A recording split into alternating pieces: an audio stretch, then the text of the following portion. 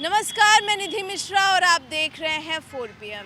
जैसा कि आप सभी जानते हैं कि पिछले कुछ समय से लगातार उत्तर प्रदेश में नहीं बल्कि पूरे देश में जिस तरह का आक्रोश देखने को मिल रहा है और ये आक्रोश की शुरुआत होती है भारतीय जनता पार्टी की प्रवक्ता नुपुर शर्मा के एक विवादित बयान से।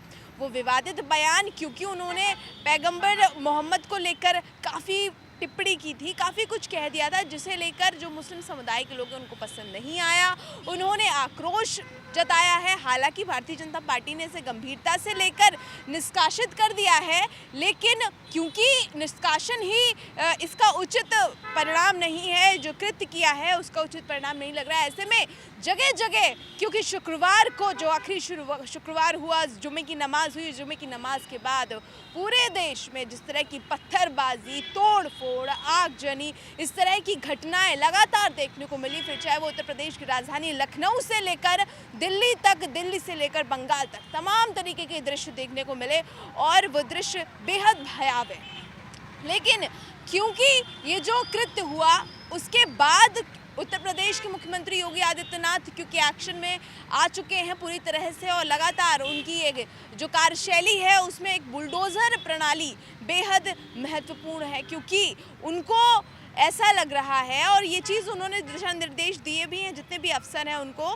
कि जिसने भी इस तरह का कृत्य किया, मतलब जिसने भी आक्रोशित काम किए हैं, जो पत्थरबाजी, आगजनी, जो भी इसमें दोषी है उसे सज़ा ज़रूर मिलनी चाहिए, कार्रवाई ज़रूर होनी चाहिए। और ऐसे में प्रयागराज में क्योंकि हमने घटना देखी और प्रयागराज का जो आरोपी है उसके घर में बुलडोज़र चल गया है। जी हाँ, लेकिन ऐसे में बहुत सारे लोग इस बुलडोज़र प्रणाली को सही बता रहे हैं, बहुत सारे लोग गलत बता रहे हैं, क्योंकि बुलडोज़र चलाना एकमात्र जो है साधन नहीं है इस चीज़ों को बंद करने का।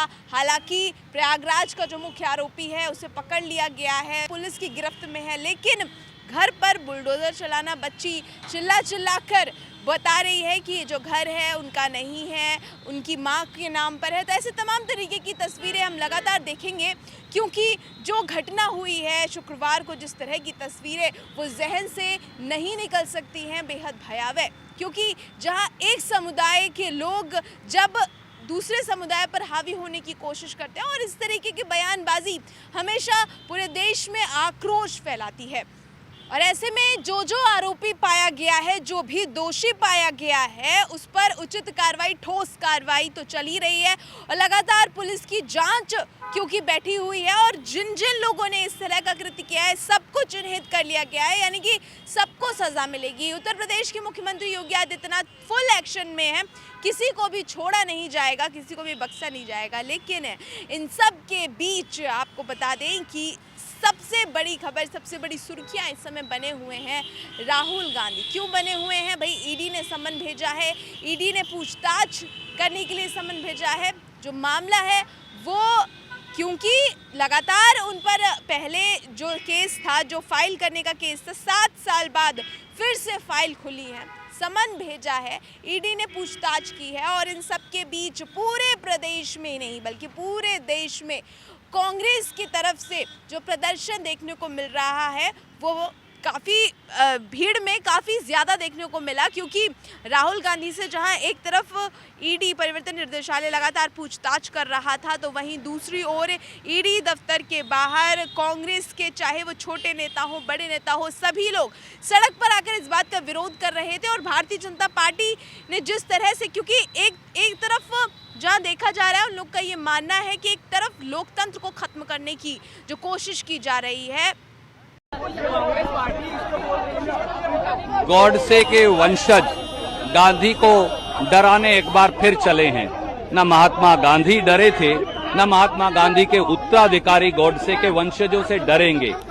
अगर इस देश में देश के स्वतंत्रता संग्राम की आवाज को दबाने वाली अखबार के कर्मचारियों की तनख्वाह देना, अगर एक अखबार के पत्रकारों की तनख्वाह देना अपराध है तो हम ये अपराध बार बार करेंगे। अगर बिजली का बिल देना अपराध है अखबार का, अगर अखबार का हाउस टैक्स देना अपराध है तो ये अपराध बार बार करेंगे। मोदी सरकार, कायर मोदी सरकार हमें गिरफ्तार करे, हमें आजीवन कारावास।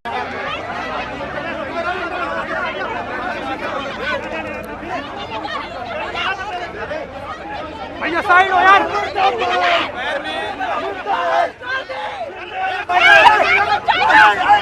लाओ लाओ।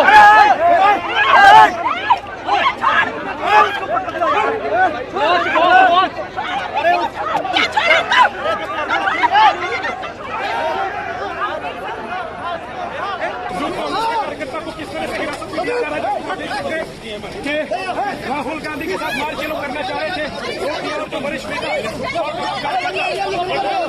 प्रदर्शन कर रहे थे बैरिकेड के पास, उन सबको हिरासत में लिया जा रहा है और कुछ इस तरीके से।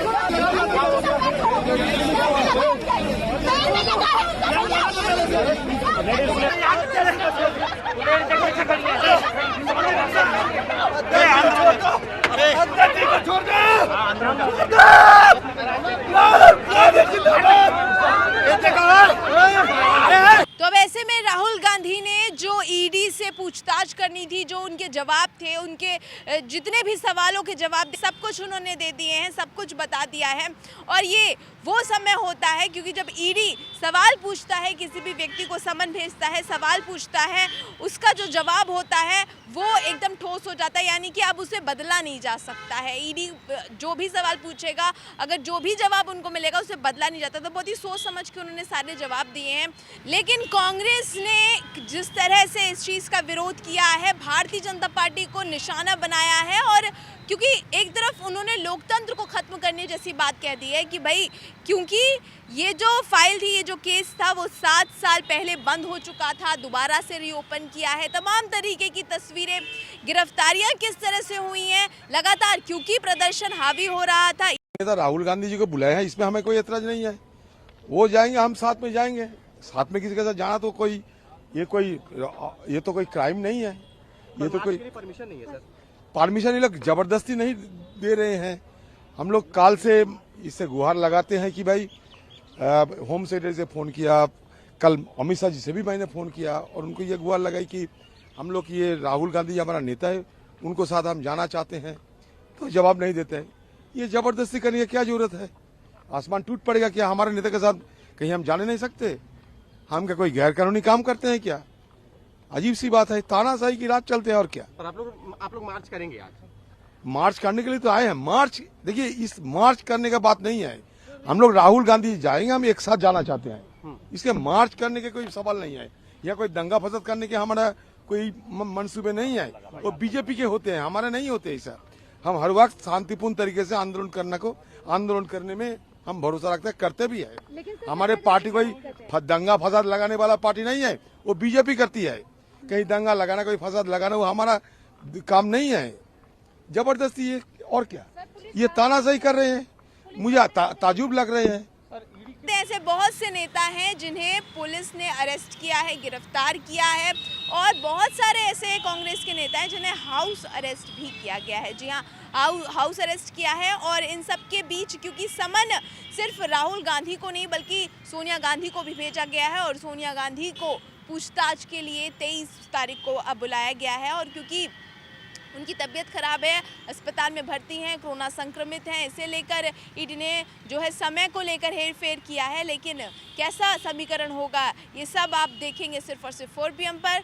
मैं निधि मिश्रा, नमस्कार।